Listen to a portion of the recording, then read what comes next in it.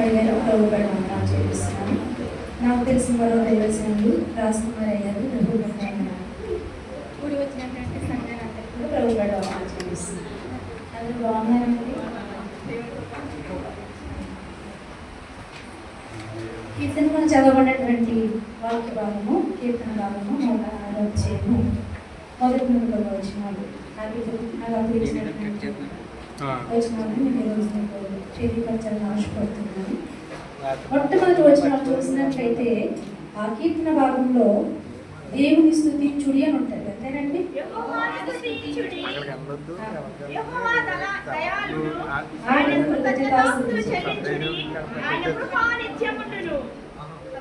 చాలండి చాలా ఎక్కడో మాటలు వినిపిస్తుంది. నాకు మాటలు వినిపిస్తే నేను మాట్లాడలేదు. దేవుని స్తోత్రం. హల్లెలూయా.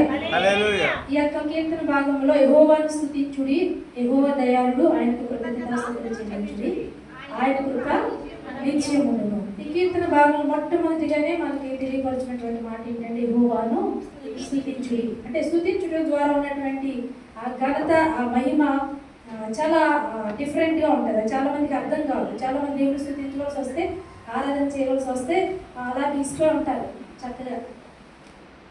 ఈ మొదటి వచనాల్లోనే మొదటి 2-3 వచనాల వరకు కూడా ఏమని రాయబడింది అంటే ఆయన స్తుతించడం మంచిగా ఉంటుంది. ఈ కీర్తన సంబంధించి 105వ కీర్తన స్టార్టింగ్ లో కూడా అదే మాట ఉంటుంది. నేనే చదువుతాను.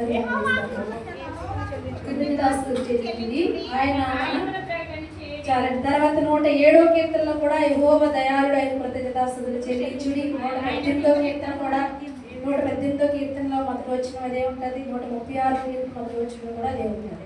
ఇంకా కింద చూస్తే 3-4 వచనాలు చూస్తే న్యాయం అనుసరించి వారు ఎల్లవేళలా నీతిని అనుసరించి నడుచుకున్న వారు ధన్యులు. ఎలా న్యాయం ఇక్కడ ఎలా ఉందంటే ఎల్లవేళ నీతిని అనుసరించి నడుచుకున్న వారు ధన్యులు, న్యాయం అనుసరించి వారు నీతిని అనుసరించి వారు ధన్యులను వాక్యం రాయబడింది. యెహోవాను ఏర్పరచుకున్న వారి క్షేమము చేత క్షేమము నేను చూచుచు, ఈ జనులకు కలుగు సంతోషమును నేను సంతోషించుచు. ఈ కీర్తనలోనే ఉంది ఎలా ధన్యులు అవ్వగలుగుతామన్నది. న్యాయమును అనుసరించడం వల్ల మనం ధన్యులు అవుతాము.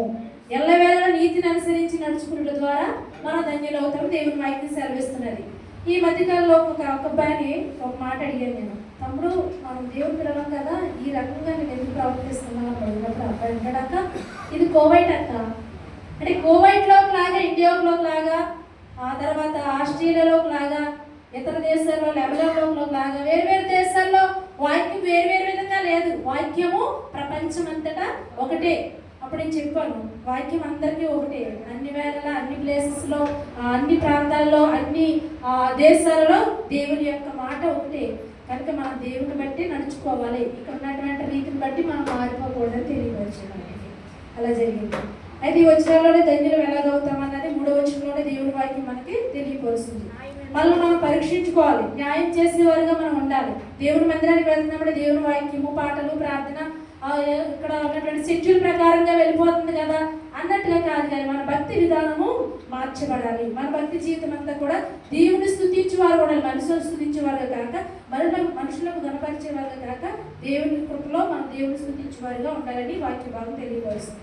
అలాగే 4-6 వచనాల్లో ఏముందంటే అక్కడ నీవు ఏర్పరచుకున్న వారి క్షేమం నేను చూచుచు, ఈ జనులకు కలుగు సంతోషంగా సంతోషించుచు, ఈ స్వాచ్ఛమైన వారితో కూడి కొడియాడినట్లు ఈ ప్రజలు ఏమిటి నీకున్న దయచేతులను జ్ఞాపకం చేసుకున్నాము, నాకు దర్శనం ఇచ్చినట్టు కరుణిపోము. ఈ కీర్తనకారుడు ఎవరు రాసినట్టు కీర్తన దావీదు రాసినట్టుగా మిగతా ముందు వచనాల్లో ముందు యొక్క అధ్యాయంలో నేను చదవడం చదివాను అప్పుడు చూశాను. ఈ దావీదు మాట్లాడుతున్న మాట ఏంటంటే అక్కడ ఒప్పుకోలు ప్రార్థన చూస్తున్నాము. రచయిత ఈ యొక్క కీర్తన రాసినటువంటి వాడు రాస్తున్నటువంటి మాటలు అవి 5-6 వచనాలు, 4-6 వచనాల వరకు అయ్యే మాటలు కనబడుతున్నాయి.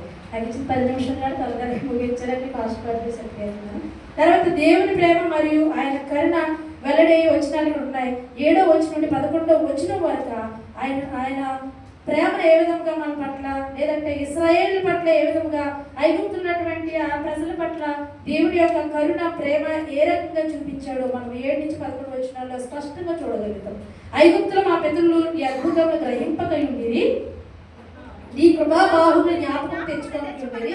సముద్రం మధ్య ఎర్ర సముద్రం ద్వారా తిరుగుబాటు చేసింది. చాలండి. ఇక్కడ చూసారా, మా పితరులు అయినటువంటి వారు అంటే ఐగుప్తులు మా పితరులు అద్భుతాలు చూసినప్పటికీ కూడా నీ మీద తిరుగుబాటు చేశారు.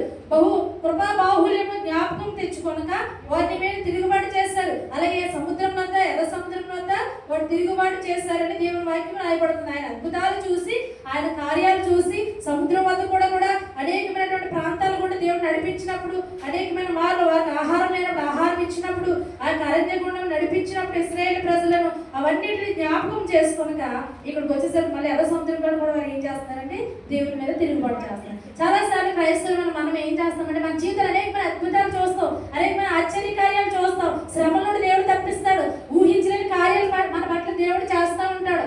అలాగే మనం ఏం చేస్తామంటే ఇశ్రాయేలు ప్రజలు తిరుగుబాటు చేసినట్టుగానే ఒక శ్రమ వచ్చేసరికి మళ్ళీ మనం ఏం చేస్తాం, ఆ రకంగానే జీవిస్తున్నాం. ప్రియ సంగమా, దేవుడు చెప్పిన మాట ఏంటంటే ఆయనను తన మహాపరాక్రమం ప్రసిద్ధి చేయుటకి ఆయన నామం బట్టి వారిని రక్షించారు. తన నామం బట్టి దేవుడు వారిని రక్షించారు. నీ జీవితంలో, నా జీవితంలో తన యొక్క నామం బట్టి దేవుడు మనకి అనేకమైనటువంటి కార్యాలు, అనేకమైన అద్భుత రీతిలో అకమ లేకపోతే అకమ, ఉద్యోగాలు లేకపోతే ఉద్యోగాలు, ప్రార్థన చేయగా స్తుతించగా దేవుడు మనకు అన్ని అనుగ్రహిస్తున్నాం. మనం ఏం చేస్తున్నాం, మర్చిపోయి మళ్ళా లోకంలోకి వెళ్ళిపోతున్నాం. నాకు దేవుడు ఏం చేశాడు అనుకున్న మాట దేవుడు దూరం అయిపోవడం, దేవుడు విడిచిపెట్టాడు. ఈ ప్రజలు కూడా అలాగే చేశారు. అలాగే మైదానం మీద నడిచినట్లు వారిని అగాధ జలంలో నడిపించారు. వారు పగవారి చేతుల నుండి వారిని రక్షించారు. దేవుడు వారి యొక్క పగవారి చేతులు అంటే ఎవరు పగవారు అంటే ఐగుప్తులో ఉన్నటువంటి ప్రజలు వారి పగవారు ఇశ్రాయేలుకు. ఆ ప్రజలను వారి శత్రువుల చేతుల నుండి దేవుడు విడిపించాడు. ప్రియ సంగమా, ఈ రోజు దినం మాట్లాడుతున్నటువంటి మాట అంటే నీకున్నటువంటి శత్రు సమూహంగా ఉన్నటువంటి సమస్యలైనా, ఇబ్బందులైనా, కరువైన, వ్యాధులైన, బాధలైనా వాటన్నిటిని తప్పించగల సమర్థుడు మన దేవుడు. అలాగే కిందకు చూసినట్లయితే నీళ్లు వారి శత్రువులను ముంచివేసాను, వారిలో ఒక్కడైనా మిగిలి ఉండలేదు. అప్పుడు వారు ఆయన మాటలు నమ్మి ఆయన కీర్తి గానం చేసి దేవుని స్తోత్రం కలిగిన కాగా హల్లెలూయా.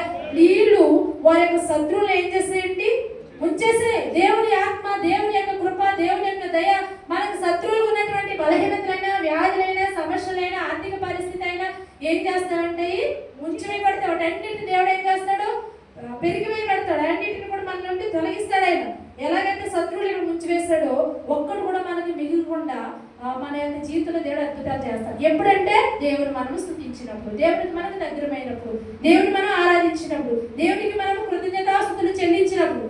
దేవుని దగ్గరికి వెళ్ళకుండా మనకి ఏమైనా రాగలుగుతుందా? దేవుడు దీవులు మనం పొందలేము. దేవుడితో మంచి సహవాసం కలిగి ఉండాలి. ఈ సమయంలో మన జీవితంలో కొన్ని మార్లు మనకు వచ్చినటువంటి శ్రమలు బట్టి, ఇబ్బందులు బట్టి, మనకు ఉన్నటువంటి కరువులు బట్టి దేవుణ్ణి మరిచి ఇశ్రాయేలు తిరుగుబడినట్లుగా ఇశ్రాయేలు తిరుగుబాటు చేసినట్లుగా చేస్తున్నామేమో. ఈ మాటల ద్వారా మనము కట్టబడాలని ఈ మాటలు తెలియపరుస్తూ నాకు ఇచ్చిన సమయాన్ని బట్టి అలాగే దైవజనులు కూడా సంఘానికి కూడా మరోసారి అభినందన తెలియపరచు ఈ చిన్న మాటలు ముగిస్తున్నాను.